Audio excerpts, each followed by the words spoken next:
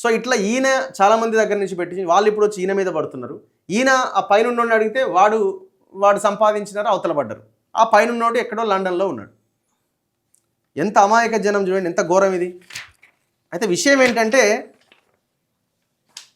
ఇందులో పోలీసులు ఈయన జగిత్యాల ఇప్పుడు జగిత్యాల ఎస్ఐ ఎవరైతే అనిల్ అని ఉన్నాడో ఆయనకి వెళ్ళి కంప్లైంట్ చేసిండు. ఇబ్రహీంపట్నం మండల ఎస్ఐ ఏమని ఎప్పుడు 7/6/2025 కంప్లైంట్ చేస్తే శ్రీయుత గౌరవనీయులైన sub inspector of police Ibrahimpatnam గారికి, అయ్యా నేను అనగా మగ్గిడి నవీన్ కుమార్ సన్ ఆఫ్ నర్సయ్యను ఇబ్రహీంపట్నం గ్రామంలో నివసిస్తున్న నాకు నా స్నేహితుడైన లక్ష్మణ్ ద్వారా జగిత్యాలకు చెందిన వేముల మల్లికార్జున్ అనే వ్యక్తి పరిచయం అయ్యాడు. అతని ద్వారా యూనిటీ మెటా టోకెన్లో డబ్బులు పెడితే 3 రెట్లు ఎక్కువగా వస్తాయని చెప్పి 2/11/2024 రోజున 4 లక్షలు తీసుకొని యూఎంటీలో జాయిన్ చేయించారు. తర్వాత మళ్ళీ ఇంకా ఎక్కువ డబ్బులు పెట్టుకుంటే ఎక్కువగా వస్తాయని చెప్పి కొద్దిగా అందులో పెట్టుకోమని చెప్పారు. కానీ కొద్ది రోజుల తర్వాత ఆ యూఎంటీ అయిపోయింది అని, ఆ తర్వాత యూనిట్ కాయిన్ అంటే యూబిట్ అని అందులో కూడా ఇన్వెస్ట్మెంట్ చేయించారు. తర్వాత ఒకరోజు కొండగట్టులో జగిత్యాలకు చెందిన పిల్లి కిషన్ ఆధ్వర్యంలో ఒక హోటల్లో దావతిచ్చి మేము ఇంత పెడితే ఇంత లాభం వచ్చిందని చెప్పారు. దాన్ని చూసి 3/12/2024 రోజున మళ్ళీ 14 లక్షలు ఇందులో పెట్టాను. తర్వాత రోజు 1/1/2025 రోజున వస్తాయని నమ్మించారు. కానీ ఆ రోజు నుంచి 21/5/2025 దాకా రావు అని చెప్పారు.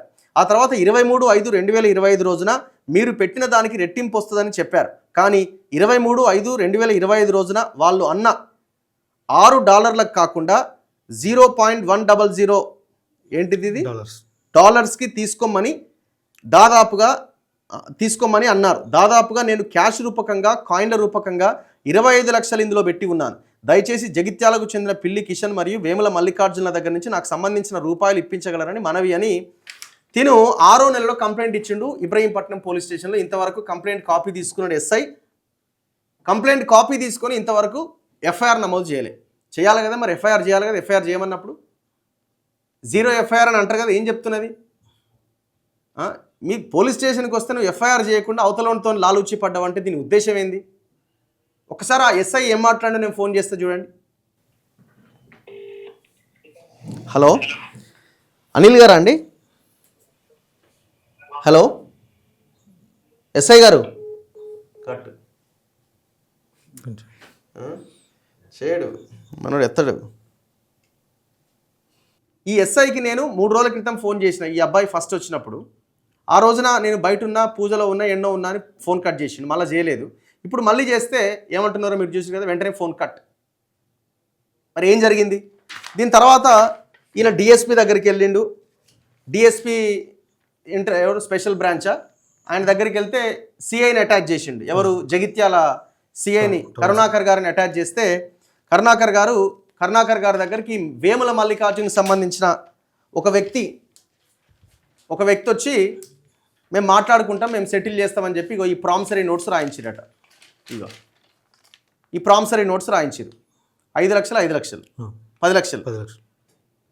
ఈ 10 లక్షలకు సంబంధించిన ప్రామిసరీ నోట్స్ రాయించారు. దీని మీద మల్లికార్జున అంటే ఆయన సంతకం పెట్టిండు.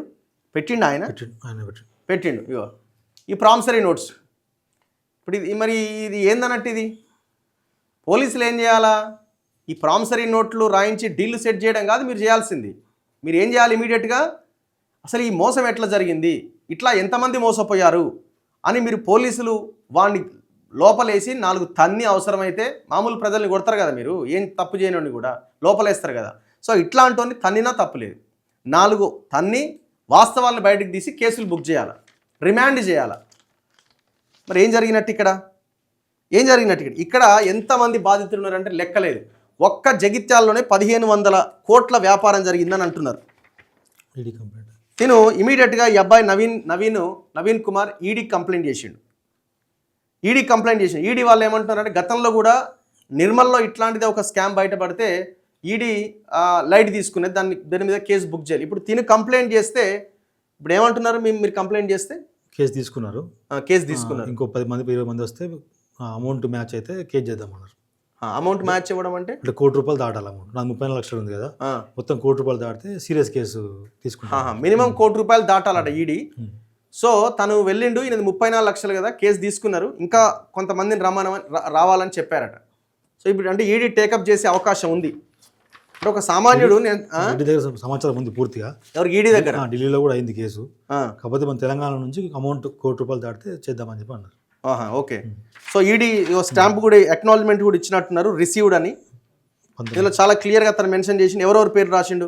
Mallikarjun and his family members 4 persons, all 7 stars, పిల్లి కిషన్, శివ, తానాజీ, రమణ, మధు, శ్రీధర్, పోలాస, మంద శ్రీను, వీళ్ళందరి మీద కేసు పెట్టమని వీళ్ళందరినీ వాళ్ళందరి పేర్లు రాయడం జరిగింది. సో ఇంత పెద్ద మోసం జరుగుతున్నది. ఇందులో పోలీసులు కూడా డైరెక్ట్గా ఇన్వాల్వ్ అయినట్టు కనబడుతున్నది. ఇన్వాల్వ్మెంట్ లేకపోతే మీరు కేసు ఎందుకు పెట్టారు? ఇప్పుడు 6వ నెలలో కంప్లైంట్ ఇస్తే ఇవాళ డిసెంబర్, జనవరి 2026లోకి వచ్చేసినామనంటే 6 నెలలు 7 నెలలు అవుతున్నది. ఇంతవరకు కంప్లైంట్ తీసుకొని ఎఫ్ఐఆర్ ఎందుకు చేయలేదు? ఎస్ఐ ఏమంటాడు? ఫోన్ కట్ చేస్తాడు. అంటే ఈ వేముల మల్లికార్జున్ అనేటువంటి కల్ప్రిట్ మొత్తం అంతా సిస్టమ్ అంతా మేనేజ్ చేస్తున్నాడు అక్కడ.